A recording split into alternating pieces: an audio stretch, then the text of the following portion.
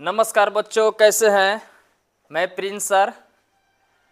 इस विहंगम online classes में आप लोग का स्वागत है और हमें बहुत ही विश्वास है और उम्मीद है कि आप लोग बहुत ही मन लगाकर पढ़ रहे होंगे, क्योंकि हम लोग के साथ साथ आप लोग के भी तो जिम्मेवारी है कि हम मैट्रिक में अच्छा अंक लाएं, 450 प्लस लाएं, ताकि आपका भी नाम क्या हो, रोशन हो। तो इसलिए अब देखते हैं कि आप लोग मन लगा के पढ़ रहे हैं कि नहीं पढ़ रहे हैं। आपका तो रिजल्ट ही बताएगा। लेकिन बहुत लोग के देखते हैं कि मन लगा के नहीं पढ़ते हैं, लेकिन मन लगा के पढ़िए, क्योंकि नहीं पढ़िएगा तो रिजल्ट कैसे आएगा। तो इस विहंगम ऑनलाइन क्लासेस में आप लोग का स्वागत है। आज हम इतिहास का जो है तीसरा वीडियो लाए हैं, जिसमें 2 वीडियो हमको उम्मीद है कि बहुत ही अच्छा लगा होगा और ये भी वीडियो अच्छा लगेगा। आप लोग ज़रूर इसको जो है देखिएगा ज़रूर, और इस चैनल को सब्सक्राइब कीजिएगा, लाइक कीजिएगा, शेयर ज़रूर कीजिएगा, ताकि ये कोई और बच्चे जो है जुड़े और पूरा पढ़ें। तो पिछले वीडियो में जो है हम लोग बिस्मार्क के बारे में बताए थे। आज जो है बिस्मार्क के बाद देखिए बिस्मार्क के योगदान भी बताए थे, क्योंकि आप लोग के हम बताए थे कि इटली के एकीकरण में जैसे देखिए एक तो इटली है और एक जर्मनी था। जर्मनी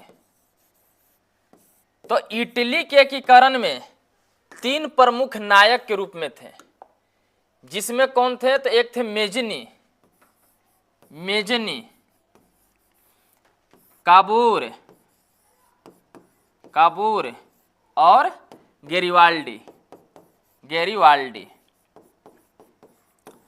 ये 3 गो प्रमुख व्यक्ति थे जो इटली का एकीकरण किए थे। उसी प्रकार जर्मनी भी जो था ना, देखिए ये जो इटली था लगभग 300 छोटे छोटे क्षेत्र में बटा हुआ था। उसी प्रकार जर्मनी भी 300 से अधिक छोटे छोटे क्षेत्र में बटा हुआ था। लेकिन इन दोनों क्षेत्र को एक करने का जो प्रयास किया था इन लोग से पहले, तो वो था नेपोलियन ने इस क्षेत्र को एक किया। लेकिन वही फिर नेपोलियन का जब शासन किया 1815 में, तो 1815 में जाने के बाद फिर जो मेटरनिक था, वो मेटरनिक ने फिर इटली और जर्मनी को अलग अलग कर दिया। तो अब इटली के कारण मेजनी, काबूर और गेरिवाल्डी का योगदान रहा। और उसी प्रकार जर्मनी था, तो जर्मनी का जो एकीकरण किया वह बिस्मार्क किया।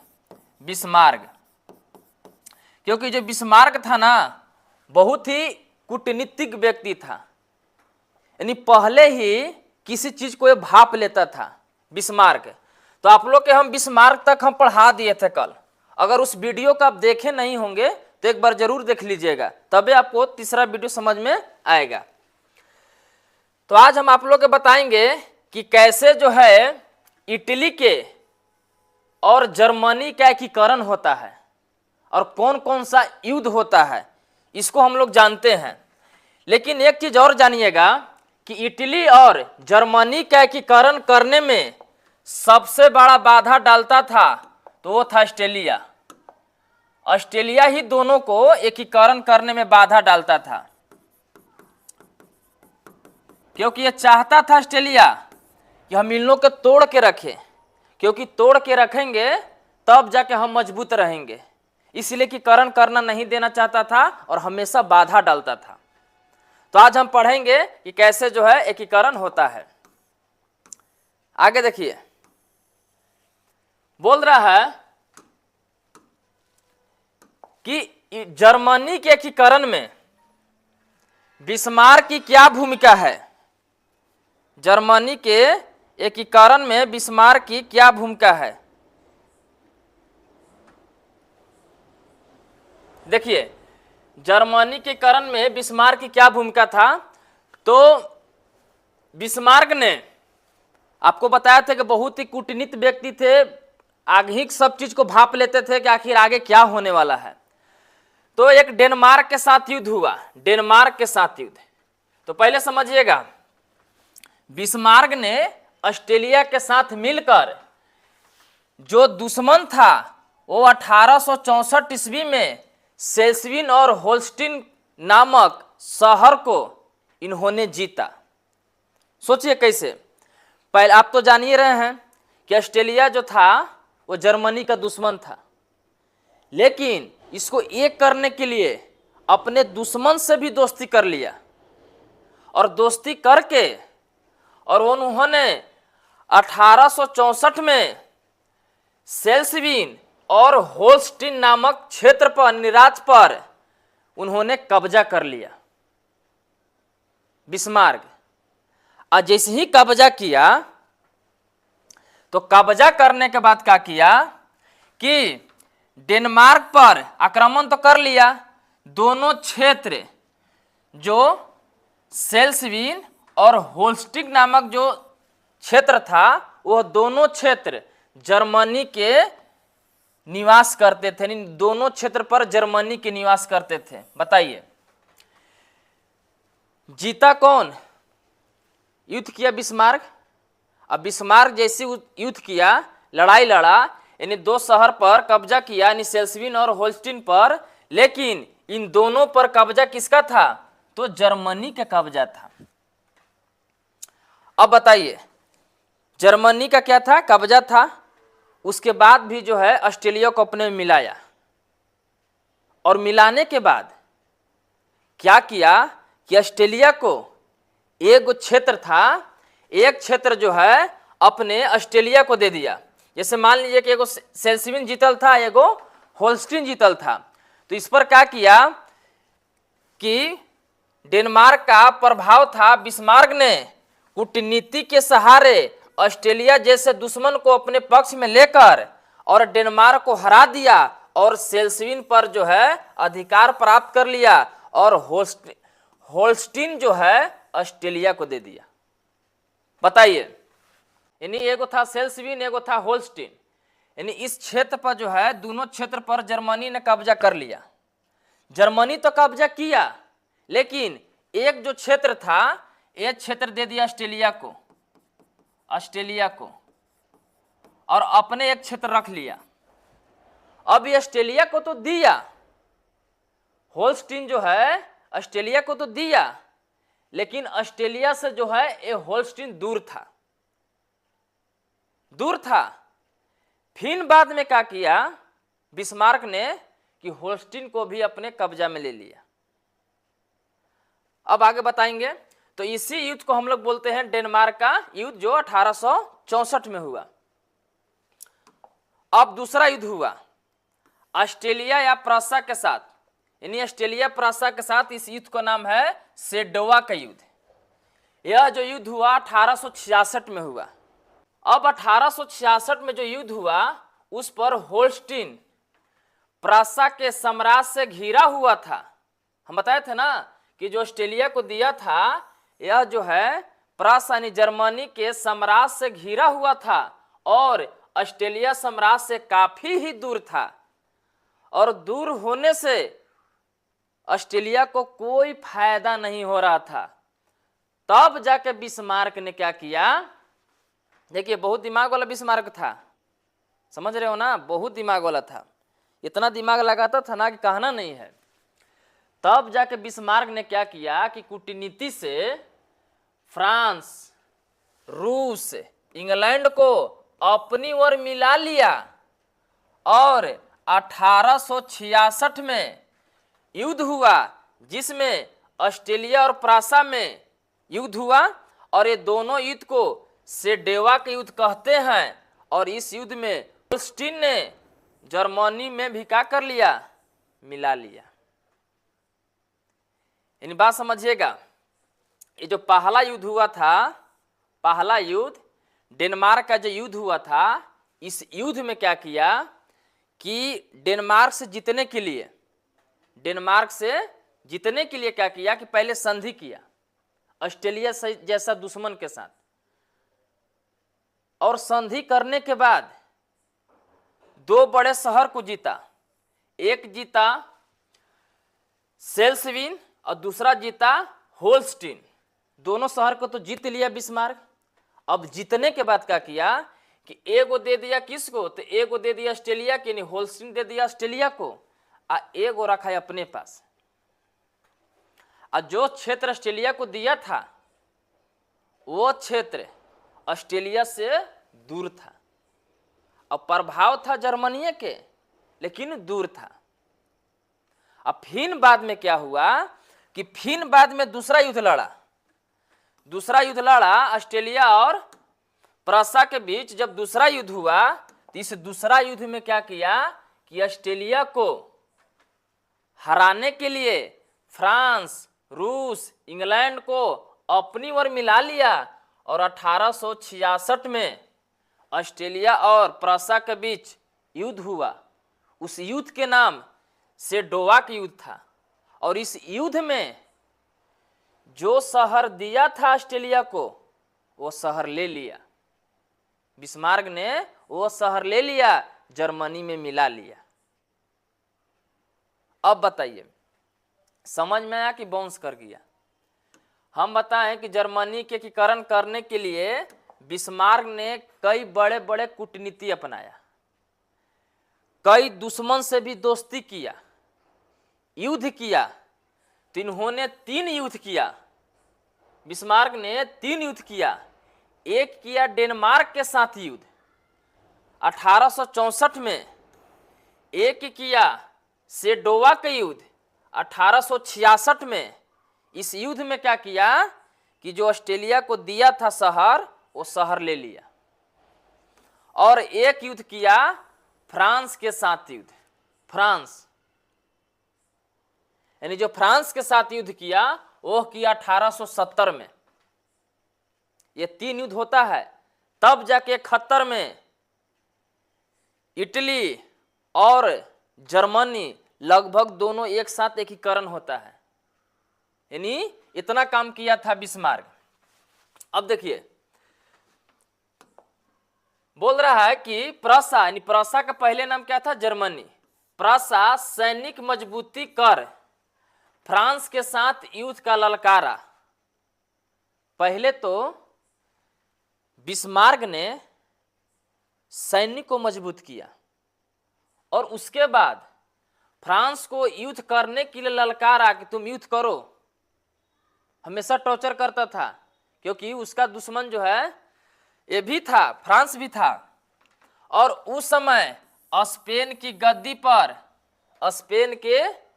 पर प्रासा का दावेदारी था। परंतु आगे देखिए, परंतु फ्रांस ने विरोध किया और युद्ध क्या हो गया? आरंभ हो गया। और जब युद्ध आरंभ हुआ तो सिंपल सी बात है कि दोनों भाई मजबूत था, ठीक ना? दोनों क्या था? मजबूत था। तो यह जो है 3 प्रमुख युद्ध हुआ। एक हुआ डेनमार्क का युद्ध, एक हुआ ऑस्ट्रेलिया और प्रासा का युद्ध जिसे सेडोवा का युद्ध कहते हैं, एक हुआ फ्रांस के साथ युद्ध। यानी 3 प्रमुख युद्ध हुआ। तब जाके जो है जर्मनी क्या हुआ? एकीकरण हुआ। बात समझ में आया? अब देखिए थोड़ा सा कुछ जो है ना, कुछ इस किताब में परिभाषा टाइप दिया हुआ है जो आप लोग के जानना जरूरी है। जैसे में सामंतवाद क्या है, पहले देखे होंगे लुई 16वां एक सामंतवादी व्यवस्था को अपनाया था जिसे जनता नाराज थे। तब समझिए कि सामंतवादी क्या होता है। तो वैसे शासन प्रणाली जिसमें सामंतों या जमींदारों को किसान से ज्यादा अधिकार देता था। यानी किसान से भी अधिकार किसको ज्यादा था? सामंतों को, जो राजा रखता था अपने पास सामंतों को रखता था और किसानों के पास भेजता था। और किसान जो खेती करता था उसे टैक्स लाता था। तो ये था सामंतवाद। एक है मध्यम वर्ग। मध्यम वर्ग होते हैं कि समाज में रहने वाले वैसे लोग जो अपना जीवन निर्वाहित करते हैं, निर्वाहन करते हैं, वो छोटे छोटे व्यापार से, नौकरियों के माध्यम से जो जीवन निर्वाहन करते हैं उसे मध्यम वर्ग कहते हैं। मध्यम मतलब बीच में, ना ज्यादा अमीर और ना ज्यादा गरीब। उसे मध्यम वर्ग कहते हैं। समझ में आ रहा है? समझ में आ रहा है तो लाइक और शेयर जरूर कर दीजिए। आगे देखिए, आगे है सर्वहारा वर्ग, यानी सर्वहारा वर्ग। इसको क्वेश्चन में आंसर है सर्वहारा। समाज में रहने वाले वैसे लोग जो सभी तरह से हारा हुआ हो, यानी कहने का मतलब है कि समाज में रहने वाले वैसे लोग जो गरीब हो, किसान हो, मजदूर हो, और उसे ही हम लोग सर्वहारा वर्ग कहते हैं। यानी गरीब मजदूर किसान को ही हम लोग क्या कहते हैं? सर्वहारा वर्ग कहते हैं। क्योंकि इनके पास पूंजी नहीं होता है, पूंजी का अभाव होता है और इन लोग की स्थिति दयनीय होता है, सर्वहारा वर्ग के। उसके बाद है साम्राज्यवाद।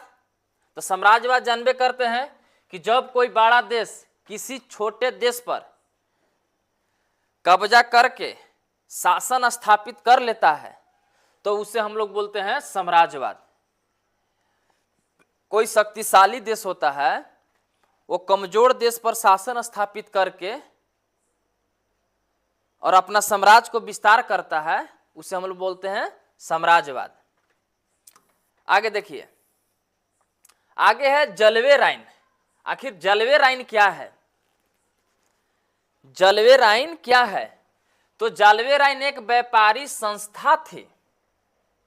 बात समझिएगा, जलवे राइन,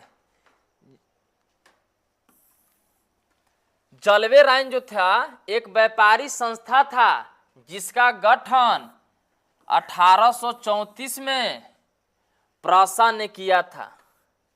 याद रखिएगा, जलवे राइन नामक एक व्यापारी संस्था का गठन 1834 में किसने किया था? तो प्रसा किया था। और इसका मुख्य काम था व्यापारों को हितों में, व्यापार के हितों में रक्षा देना।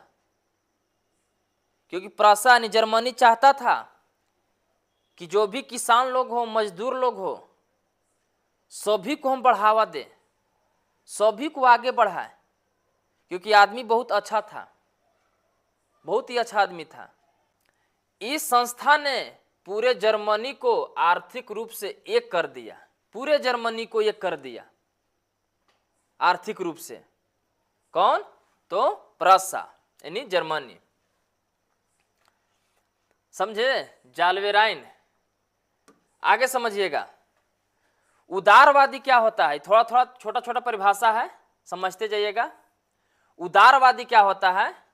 तो उदारवादी एक ऐसा विचारधारा होता है जो व्यक्ति अपने देश की भविष्य के बारे में सोचता हो, देश के कल्याण के बारे में सोचता हो, देश के आगे बढ़ाने के बारे में सोचता हो, उसको बोलते हैं उदारवादी, राष्ट्रवादी, वो व्यक्ति कहलाता है। तो उदारवादी एक विचारधारा है जिसमें लोगों आर्थिक समानता पर बल देता है। यानी चाहता है कि अगर हमारे देश के लोग हैं तो सब कोई एक समान रहे, सब कोई तरक्की करे, सब कोई विकास करे, ये सोचता है ना। यानी समानता पर बल देता है। उदारवादी जो है राष्ट्रवाद के तरह आर्थिक समानता के आधार पर गरीबों को आगे बढ़ाने पर बल देता है। यानी उदारवादी भी जो होता है ना, वो राष्ट्रवादी जैसा होता है। चलिए, समझ में आ रहा है कि बाउंस कर रहा है? आ रहा है ना? एकदम मन लगा के पढ़िए, जबरदस्त पढ़िए।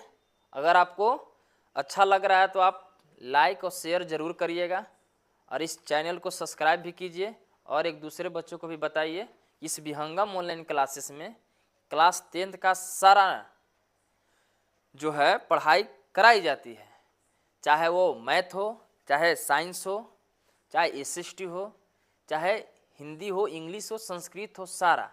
आप एक साल जुड़े रहिए, आपको गारंटी देते हैं कि आपको सारा चीज़ को व्यवस्था कर दिया जाएगा, और आप लोग के हम चाहेंगे कि अच्छा से अच्छा नंबर आए।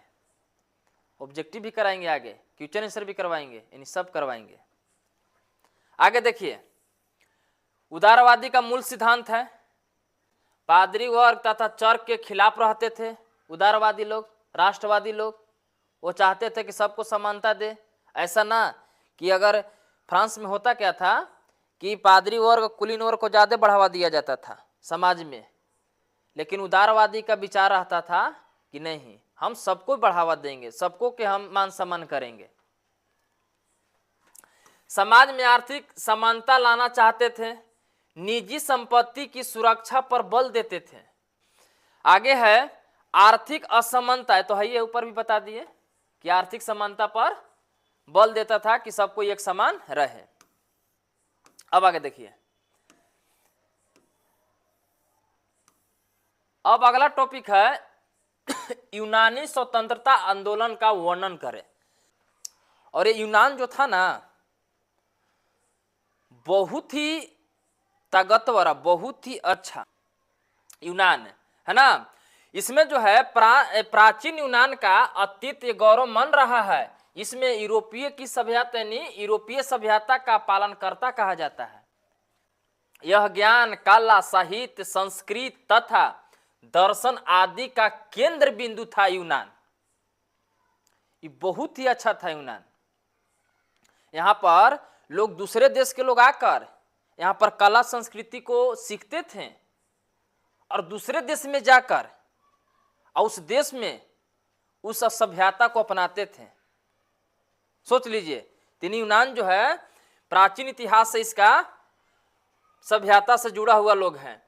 इन देश से दूसरे देश अपना शिक्षा पाकर और उस देश यानी इस देश से यानी इस यूनान से दूसरे देश में जाकर और शिक्षा पाते थे, शिक्षा ग्रहण करते थे।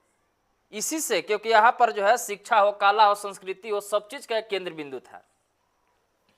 लेकिन खुद तरक्की नहीं करता था, खुद यूनान जो है तरक्की नहीं करता था, क्योंकि इस पर जो है तुर्की का अधिकार था। तुर्की इस पर अधिकार कर लिया था। तुर्की से छुटकारा पाने के लिए हिटोरिया फिलाइड नामक एक गुप्त संस्था बनाया और इस गुप्त संस्था में तुर्की साम्राज्य को मिटाने का प्रयास किया गया। समझिए, इस तुर्की ने यूनान पर तो कब्जा कर लिया और इस तुर्की को जब यूनान पर कब्जा कर लिया तो यूनान जो है आगे बढ़ ही नहीं रहा था। तब जाके यूनान ने एक संधि बनाया।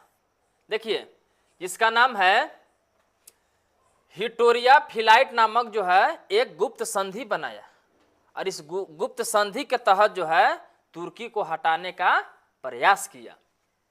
अब देखिए, इस यूनानी स्वतंत्रता संग्राम में इंग्लैंड का महान कवि लॉर्ड वायरन शहीद हो गए थे, जिसके कारण पूरे यूरोप में आक्रोश आ गया। बात समझिए, इस जो है इस स्वतंत्रता में यानी जैसे ही जो है यूनान से यानी यूनान पर तुर्की का जो कब्जा था, तो यूनान से जैसे तुर्की को हटाने के लिए आंदोलन हुआ, तो इंग्लैंड के एक महान कवि जिनका नाम था लॉर्ड वायरन को इनको शहीद हो गया, जिसके कारण पूरे यूरोप में और ज्यादा आक्रोश हुआ। और जब आक्रोश हुआ तो 1827 ईस्वी में एक लंदन में सम्मेलन हुआ। लंदन में सम्मेलन हुआ और उस सम्मेलन में रूस भाग लिया, फ्रांस भाग लिया और इंग्लैंड एक साथ होकर और तुर्की का ही विरोध किया। सोच लीजिए, यानी 1827 में, याद रखिएगा, 1827 में जो है तुर्की को हटाने के लिए कई बड़े बड़े देश, जैसे में रूस, देखिए यहां पर लिखा रूस, फ्रांस, रूस हो गया, फ्रांस हो गया, इंग्लैंड हो गया। इंग्लैंड के तो इसमें पहले से भी खींच था, एक वहां के महान कवि को क्या कर दिया था, शहीद हो गया था। तो इन लोग सब मिलकर, रूस मिल गया, फ्रांस मिल गया, इंग्लैंड मिल गया और कई शक्तिशाली देशों ने मिलकर तुर्की का विरोध किया। और जैसे तुर्की का विरोध किया करने के बाद देखिए युद्ध तो होना शुरू हुआ, तुर्की का विरोध होना शुरू हुआ।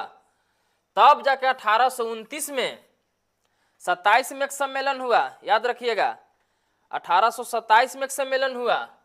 एक 1829 ईस्वी में भी एड्रियानोपुल का संधि हुआ। दो बहुत महत्वपूर्ण संधि हुआ था। एक 1829 में एड्रियानोपुल की संधि हुआ, और जिसमें यूनान और तुर्की के बीच, जिसमें तुर्की की हार हो गई और यूनान का जीत हो गई, और 18वीं शताब्दी में तुर्की कमजोर पड़ने लगा, जिसे यूरोप का मरीच कहे जाने लगा। यानी समझिएगा, एक यहाँ से ऑब्जेक्टिव पूछता है कि यूरोप का मरीच किसे कहते हैं, तो तुर्की को, क्योंकि तुर्की मजबूत तबे था जब तुर्की यूरोप पर कब्जा किया था, और इस कब्जा किया था तो मजबूत था, और जैसे उसको हटा दिया गया, फ्रांस और रूस इंग्लैंड की मदद से हटा दिया गया, तो इसे ही कमजोर हो गया, और जब कमजोर हुआ तो यूरोप का मरीच कहे जाने लगा तुर्की को। देखिए, फिर 1832 ईस्वी को कुस्तुतुनिया की संधि के तहत यूनान को आजाद कर दिया गया, और यूनान के राजा जो है आटो को बना दिया गया, जो आगे शासन करने लगे। दो महत्वपूर्ण संधि किए थे, एक किए थे एड्रियानोपुल की संधि, एक किए थे कुस्तुतुनिया की संधि। दो महत्वपूर्ण संधि से जो है यूनान क्या हो गया, आजाद हो गया। समझें?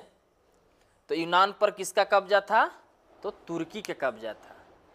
यूनान में दो महत्वपूर्ण संधि कब हुई, एक हुई 1829 में और एक हुई 1832 में। दो महत्वपूर्ण संधि होने से यूनान क्या हो गया, आजाद हो गया। ये बार बार देखिए पूछता है क्वेश्चन कि एड्रियानोपुल की संधि कब हुआ था, तो 1829 में, याद रखिएगा 1829 में। कुस्तुतुनिया का संधि कब हुआ था, तो 1832 में, है ना, 1832 में हुआ था।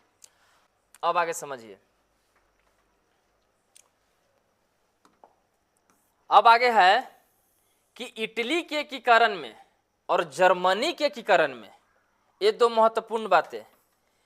इटली के एकीकरण में और जर्मनी के एकीकरण में बाधा एक ही देश डालता था, जिसका नाम था ऑस्ट्रेलिया। ऑस्ट्रेलिया, है ना, ऑस्ट्रिया भी हो, ऑस्ट्रिया, एक ही देश डालता था बाधा। और ये बाधा, इसका राजा कौन था, मेटरनिक। यही हमेशा बाधा डालता था, क्या करने के लिए, तो इटली को और जर्मनी को एक करने में मेटरनिक ही बाधा डालता था। क्योंकि मेटरनिक जानता था कि अगर इटली और जर्मनी को अगर हम एक कर देंगे तो इन लोग ही ताकतवर हो जाएगा, इन लोग ही हमको पर हावी हो जाएगा, नहीं हमको भी हरा देगा। इसलिए यहाँ हमेशा जो है कई क्षेत्रों में बांट के रखता था। तो ही क्वेश्चन है कि इटली और जर्मनी के एकीकरण में ऑस्ट्रेलिया की क्या भूमिका था।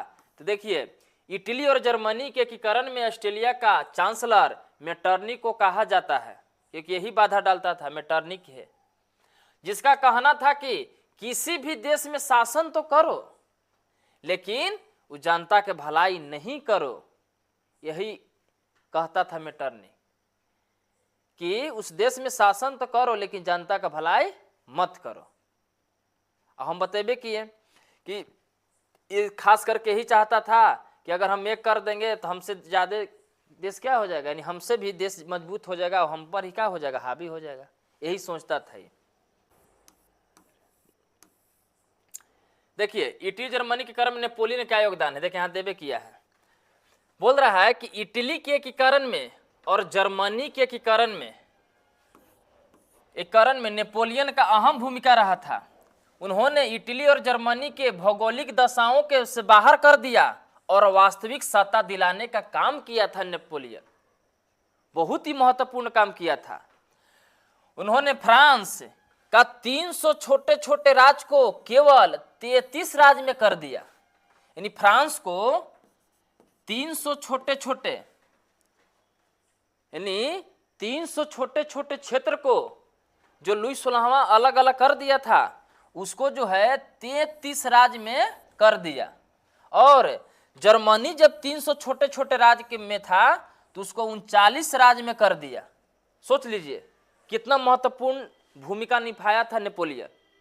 यानी 300 को एक जगह करके, और फ्रांस को 3 जगह में यानी 300 भागों में था तो 33 कर दिया, जर्मनी 300 भागों में था तो 39 कर दिया, और इटली भी 300 छोटे छोटे राज्य में था लेकिन वो कितने भाग में कर दिया? 3 भागों में कर दिया। इटली को 3 भागों में, 3 राज्य में कर दिया, भाग नहीं राज्य में, 3 राज्य में कर दिया। बाद में जो है वही 3 राज्य जो है फिर 13 राज्य बन जाते हैं, यानी 13 क्षेत्र में बट जाता है, लेकिन वो 3 कर दिया था। तो ये था इटली और जर्मनी में नेपोलियन का योगदान, बहुत ही महत्वपूर्ण योगदान निभाया था। चलिए खत्म है, बहुत कम है। अब आगे है कि लौह एवं रक्त का नीति क्या होती है। लौह एवं रक्त का नीति क्या होती है? तो देखिए बिस्मार्क ने जर्मनी के एकीकरण करने के लिए एक नीति अपनाया था। बिस्मार्क ने जर्मनी के एकीकरण करने के लिए एक नीति अपनाया था, उसका नाम था लौह एवं रक्त का नीति। क्योंकि बिस्मार्क जानता था कि जब तक लड़ाई नहीं होगा, जब तक खून नहीं बहेगा, जब तक मार नहीं होगा, तब तक जो है जर्मनी एक नहीं होगा। तो इसलिए बिस्मार्क ने लौह एवं रक्त का नीति अपनाया था। देखिए लौह एवं रक्त का नीति का प्रतिपादन बिस्मार्क ने किया था। यह प्रासा का चांसलर, प्रासा का यानी जर्मनी का चांसलर 1862 ईस्वी में बना था। कौन? तो बिस्मार्क जो है 1862 में जो है यह जर्मनी के क्या बन गया था? तो राजा बन गया था, चांसलर बन गया था। अब आगे देखिए, इसका कहना था कि भाषण से कुछ नहीं होगा, बल्कि जर्मनी और इटली को एकीकरण के लिए विशाल सेना का गठन करना होगा, विशाल सेना का गठन, तबे जाकर जर्मनी और इटली एक होगा, जिसे रक्त एवं लोह का नीति कहा जाता है। यानी बिस्मार्क ने कहा कि अगर जर्मनी को और इटली को अगर एक करना है तो लौह एवं रक्त का नीति यानी तलवार नीति अपनाने पड़ेगा, तलवार नीति, तब जाके एक होगा। यह था बिस्मार्क का कथन। बिस्मार्क बहुत ही बिस्खोपड़ा था, बहुत। वो जानता था कि कैसे करेंगे तो क्या होगा। तो लौह एवं रक्त का नीति किसने अपनाया? तो बिस्मार्क ने अपनाया। बिस्मार्क ने जर्मनी का राजा कब बना? तो 1862 में बना। अब यहां देवे किया है विलियम प्रथम के बगैर, यानी विलियम प्रथम के बगैर जर्मनी का एकीकरण करना बिस्मार्क के लिए असंभव था। कैसे? यानी विलियम प्रथम को लगता था कि आखिर जो है जर्मनी का एकीकरण कैसे होगा। तो देखिए विलियम प्रथम यह जानता था कि जर्मनी का एकीकरण के लिए फ्रांस और ऑस्ट्रेलिया को पूरी तरह से हराना होगा, क्योंकि ऑस्ट्रेलिया तो पहले से ही दुश्मन था। बात समझिएगा, यहां पर ऑस्ट्रेलिया पहले से ही दुश्मन था, और जैसे ही हम लोग ऑस्ट्रेलिया को हराने जाते थे, यानी इस पर युद्ध करते थे, तो फ्रांस इसका क्या करता था? कभी कभी इसका मदद भी करने लगता था। फ्रांस जो है इसका मदद भी करने लगता था। हालांकि इसका भी दुश्मनी था, इसका भी दुश्मनी था, दोनों दुश्मने था। लेकिन ना होता है कि एक के दुश्मन भी है, मान लीजिए कि हम अकेले हैं और 2 गो दुश्मन है, तो हम तो जान रहे कि 2 गो दुश्मन है, तो एक गो दुश्मन से लड़ाई होगा तो एक की मदद करना, बस वही काम ही कर रहा था। तो जब ऑस्ट्रेलिया और जर्मनी के बीच लड़ाई होता था तो ये मदद करता था। ये बात विलियम प्रथम जानता था कि जब तक हम फ्रांस के और ऑस्ट्रेलिया को हम हराएंगे नहीं, तब तक जो है जर्मनी का एकीकरण नहीं होगा। इस काम को कौन कर सकता है? तो बिस्मार्क ही कर सकता है इस काम को। प्रासा में सैनिक शक्ति बढ़ाने के लिए एक योजना बनाया बिस्मार्क, परंतु सैनिक खर्चा को लेकर संसद में भी विवाद उठ गया। संसद में भी विवाद उठ गया कि बिस्मार्क ने अपने सेना पर इतना खर्चा कर रहा है। बिस्मार्क ने बात मान लिया, कहा कि ठीक है, तुमको लग रहा है कि हम बहुत सेना पर खर्चा कर रहे हैं तो हम खर्चा नहीं करेंगे। बिस्मार्क ने बात को मान लिया क्योंकि संसद में बात उठ गया था। इस समस्या को हल करने के लिए विलियम प्रथम ने बिस्मार्क को बर्लिन बुलाया और भरपूर सहयोग किया और इस प्रकार से जर्मनी के करण के 1871 में क्या हो गया, पूरा हो गया। हम आप लोग के अब कल जो है ऑब्जेक्टिव लाएंगे। आप कोशिश कीजिएगा कि आप लोग जो है कल जरूर जुड़िएगा, कल इंपॉर्टेंट ऑब्जेक्टिव बताएंगे, है ना। बहुत बहुत धन्यवाद। और इस विहंगम ऑनलाइन क्लासेस को एकदम शेयर और लाइक कीजिए और सब्सक्राइब कीजिए। थैंक यू, धन्यवाद।